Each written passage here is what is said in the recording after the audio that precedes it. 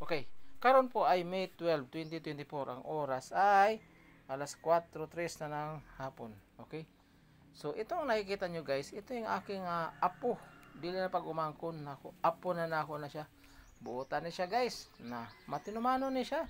Nagduyan pa siya. Tinuduyan siya guys. Oh. Tanaw na guys ha. Ako na iduyan siya guys. Okay, duyan. Tulog na. Tulog na. Kay buotan ni siya guys. Buotan na ninyo. Ay. Nahilom rin siya guys. Pero, bisag, naigo na siya sa lingkuranan. Buotan lang gihapon na. Tinawa. Di ba? O, na. Yan, o, na.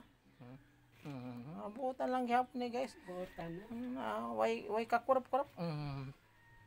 Siya. Wa ka masakit na siya.